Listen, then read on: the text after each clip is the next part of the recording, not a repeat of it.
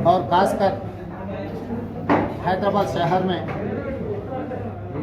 100 साल के बाद बहुत बारिश आए बोल के सरकार बोल रहा है।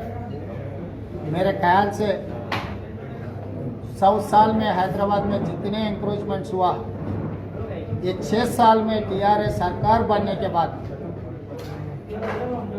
हमारा असद भाई के दोस्ती टीआरएस के साथ जोड़ने के बाद 100 साल में जितना जगह कब्जा कर लिए उससे ज़्यादा ये 6 साल में कब्जा कर लिए टीआरएस लोग।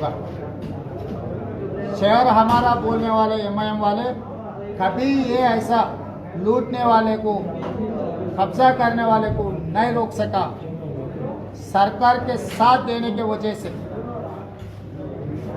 जितने भी लेक से पूरा इंक्रोचमेंट होने के बाद निज़ाम सरकार जो हिमायत सागर, हुसैन सागर, कुली कुतुब शाही, टैंक बंड और हैदराबाद में जितने भी लेक्स कुली कुतुब शाही से लेकर निज़ाम सरकार ने जो बनवाए वो पूरा टीआरएस वाले कब्जा करने के वजह से बारिश के पानी हर घर में, हर गली में आ गए।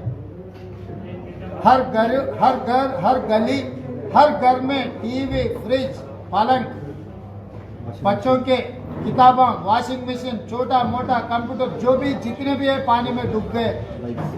साइकिल मोटर, ऑटो वाले, रिक्शा वाले, बंडी वाले, चाय बंडी वाले, जो गरीब से गरीब लोग जो गली में बस्ती में रहकर हर दिन कुछ मेहनत करके जीने वाले के जिंदगी पूरा हराम हो गए। ये इंक्रोचमेंट के वजह से, ये पानी के वजह से।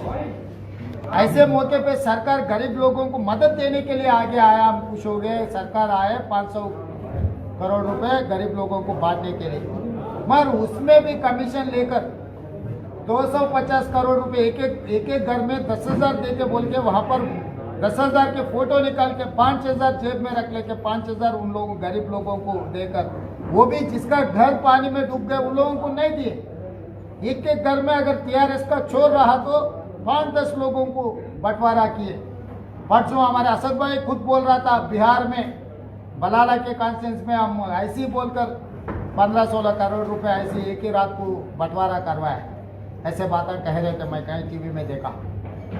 मैं आज पूछ रहा हूं एमआईएम और टीआरएस दोनों को, सरकार आपका है, बल्दिया आपका है, मगर बस्तियों में जिसके घर में पानी आया, जिसके घर में पलंग गए, टीवी गए, फ्रिज गए, चावल गए, दाल गए, हर कुछ उनके जिंदगी तबाह हो गए।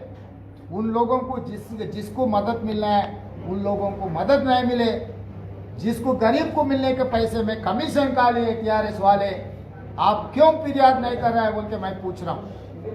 अब शहर में चुनाव आ गए, चुनाव आते ही आप जाके केसीआर साहब से मिले। मैं पूछ रहा हूं एमआईएम पार्टी को, ओल्ड सिटी में मेट्रो रेल क्यों नहीं आया इतने दिन? क्यों मूसी पूरा इंक्रोच हो गए? क्यों गरीब लोगों को कुछ सरकार मदद नहीं दे रहा है? क्यों नहीं पूछ रहे आप लोग? फिर आने वाले चुनाव में आप जाकर टीआरएस को जिताने के लिए क्यों कोशिश कर रहा है? इसीलिए आज मैं टीआरएस के साथ एमआईएम सीधा हिस्सा लेकर बैठा हुआ है। भारतीय जनता पार्टी पीछे से चला रहा है। केसीआर साहब ने एक उंगली से एमआईएम को, दूसरे उंगली से बीजेपी को चलाने के लिए कोशिश कर रहा। अगर सरकार इतना चोर के काम करे तो किशन रेड्डी साहब यूनियन होम मिनिस्टर क्यों जांच कर देने के लिए आगे पीछे हो रहा है? ये चोरी में बीजेपी का कोई हिस्सा है क्या बोल के मैं पूछ रहा हूं किशन रेड्डी साहब को। किशन रेड्डी साहब, आप मंत्री जी है, आप आम आदमी के जैसा इसमें 10,000 बांटने में कमीशन लिए टीआरएस बोल के बोल रहा है। आपके पार्टी के, आपके परिवार के लोग बोल रहा है। क्यों इसके बारे में सेंट्रल विजिलेंस कमिश्नर से इंक्वायरी क्यों नहीं डाल रहा है? इसका मतलब हैदराबाद शहर में, पूरा हिंदुस्तान में कांग्रेस पार्टी का कुछ हाल खराब करने के लिए बीजेपी, टीआरएस, एमआईएम तीनों मिलकर अलग अलग रूप से कांग्रेस पार्टी को हराने के लिए ये लोग कुछ माहौल बना के आगे आ रहा है। इसीलिए मैं तेलंगाना समाज को ये बोलना चाह रहा हूँ, ये 500 करोड़ में 250 करोड़ रुपए टीआरएस वाले सीधा सीधा चोरी किए, बाकी का 250 में भी ज्यादा गरीब लोगों को नहीं मिले। जितने भी हैदराबाद में गरीब लोग हैं बस्तियों में, परसों हमारे उत्तम रेड्डी साहब ने गया, वो कॉलोनी आज भी तालाब के जैसा है। उस्मान नगर 1.5 महीना हो रहा, अभी भी घरों में पानी है, गली में गलीज गंदा है, मगर सरकार तो उसको साफ करने के लिए कोशिश नहीं कर रहा है। वो हैदराबाद असद साहब को वोट डाले, वो उस्मान नगर ने क्यों असद साहब वो गली में गंदा निकालने के लिए कोशिश नहीं कर रहा है। इसीलिए हम लोग नरेंद्र मोदी और किशन रेड्डी साहब को ये फिरियाद दे रहा है, यहाँ पर चोरी हो रहा, यहाँ पर लोगों के पैसे लूट रहा है, बैंक खाता में डालने के पैसे जेब में डाले रहा है नगद रूप से। जिसने जिसने बैंक वाले नगद दिए, नगद विड्रॉल किए, ये सब लोगों के ऊपर जान छेलना है। और जितना भी ये बंटवारे में लूट लिए वो पूरा रिकवरी करना, प्रिवेंशन ऑफ करप्शन एक्ट के हिसाब से सबको ले आए के अंदर डालने के लिए कांग्रेस पार्टी डिमांड कर रहा है।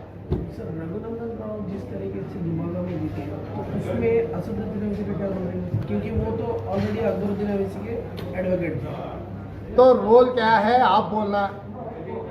भारतीय जनता पार्टी के लीडर असद साहब का वकील है।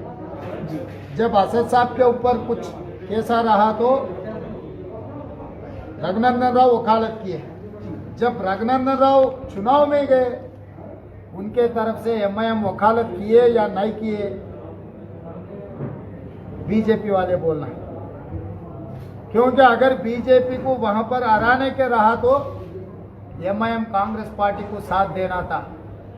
क्योंकि केसीआर ने हर वक्त पे आर्टिकल 370 में, ट्रिपल तलाक में, अयोध्या इश्यू में, नोटबंदी में, जीएसटी में, वाइस प्रेसिडेंट में, प्रेसिडेंट चुनाव में, हर वक्त केसीआर साहब ने मोदी साहब का साथ दिए। अगर मोदी साहब को हराने का एजेंडा अगर एमआईएम अगर उठाए, पहले केसीआर को हराना।